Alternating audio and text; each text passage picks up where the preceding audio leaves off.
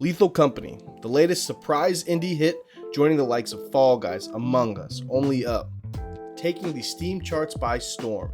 Currently sitting at a 98% positive review rate. Is the game all it's cracked up to be? Or does it suck? Lethal Company is a co-op horror game, much in the same vein as Demonologist or Phasmophobia. It was released October 23rd of this year and has been a massive success. The game was made by one person, Zeekers, and has been dominating Steam in just about every metric possible. The game has sold over 640,000 copies at time of recording, over 100,000 reviews, 98% of them being positive, and is fourth on the Steam all-time peak player chart with 200,000 concurrent players. It is killing it. In Lethal Company, while working for the company, your whole purpose in life is to reach your quota. And the gameplay loop and how you reach your quota is to select one of the many moons and search an abandoned industrial area, looking for items ranging from egg beaters and crates of beer to nuclear reactors, rubber duckies, and transporting those items safely in your limited inventory space from the abandoned industrial area to your ship. Now, while that gameplay loop might not sound like the most engaging, it's the roadblocks along the way that hopefully you and 3 of your friends get to navigate together. As the name implies, the game has no issue trying to kill you from the second you step foot on the planet. A little rainy outside? Hey, there's a sinkhole. Checking out the local wildlife? Oops, got a little too close. Maybe you got lost looking for scraps to sell to your corporate overlords. Well, stayed in just a little too long. Now you're not going to make it back to your ship. And this is where the game is at its absolute best gameplay wise.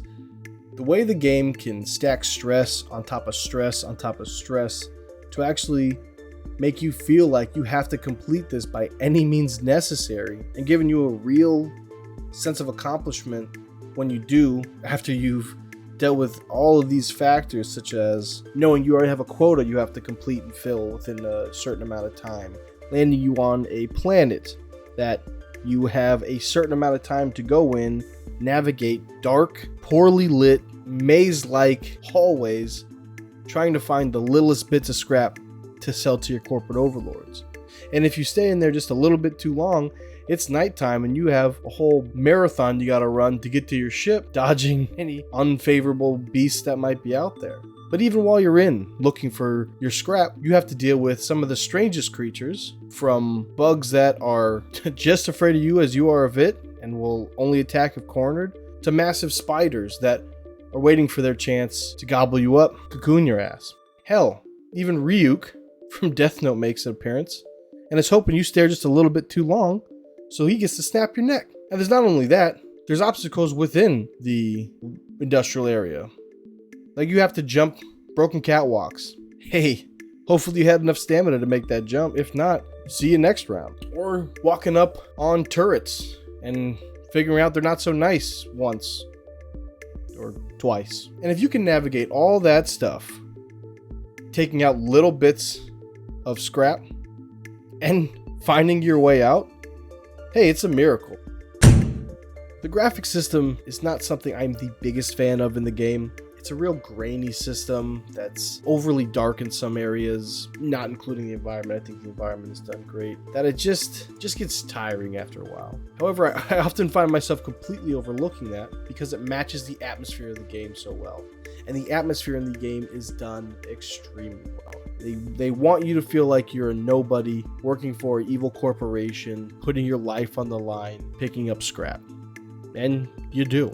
From the smallest detail, like using DOS on your terminal to search for everything from the supplies you're going to use that run, or navigating your ship's autopilot to a new moon or home station to sell, or even looking up a bestiary to hopefully find some weakness in the creatures you find that you can either kill or maybe just get by. And while in the facilities, navigating the maze-like dark hallways is very reminiscent of a terrifying VR game called Dread Halls.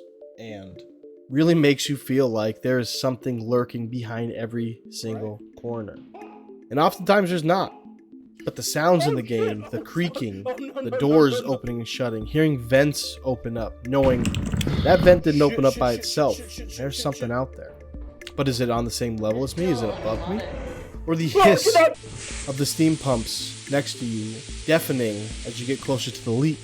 Or the buzz of the fluorescent lights going off? It really transports you there, to really put you on edge, knowing that you are not safe where you are. Or walking into a empty office room that's very backroom-esque and is so quiet, you know you're not supposed to be here and that you could die at any second. Wishing just to go back, the buzz of the fluorescent lights, just to make you feel just a little bit more at ease. And while in here, to add to the atmosphere alone, the interactions you have with creatures, not all of them being hostile.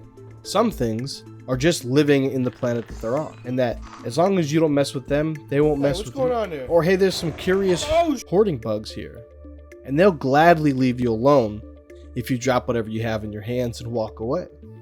However, if you don't, they got no qualms with putting you out of your misery.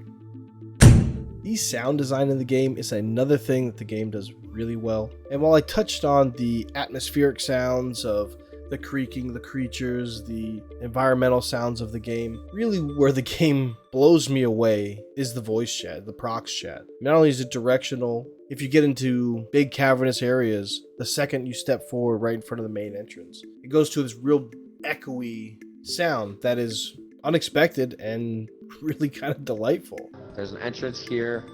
Are you kidding me? Escape. Oh my god, that sounds awesome. Yeah. The whole echo. And while you're in the facilities, if your people aren't close enough to you, it's prox chat. The farther they go, the quieter they get, and you'll find yourself not knowing if your buddy's dead or not because you can't hear him anymore. No, he's alive. He's alive. Hello, yeah, what's up? What's up? Two creatures near me. We got a blob? The guy on the floor, guy on the ceiling. Oh, the little bug? Oh. Oh shit, what was that? Until you hear some girlies screaming running down the hallway, telling you to get out. Oh, what is that in front of us? What is that? What are you the talking- fuck is that? What are you talking about? You don't fucking see that girl right there? No. Oh my god, let's get out of here. We gotta go. No, I don't. Where do we go? We gotta go this way. We gotta go this way. No, we got door open. We got door open. We got door open. There was nothing there, Zach. You're hallucinating, man. No, No, it's no, there's there, bro. 100%. There's a little girl right there. And just talking about it really doesn't do it justice on how good it really is. It's something you have to experience to truly understand it. So, let's talk about the pros. First off, we got the atmosphere. I feel like the atmosphere is everything you'd want from a sci-fi horror game. It's dark, it's creepy, it has you on edge all the time. It's really good. The sound design. Like I said, I think the sound design might very well be the best in any co-op horror game we've seen to date. That being the voice chat. It's done extremely well, but not even that. It also has the environmental sounds that add to the creep factor. Well done. The co-op experience, and this here is by far the best part of the game. Running around paranoid with a group of your friends, making ridiculous decisions based on how scared you are. And of course the price is really good.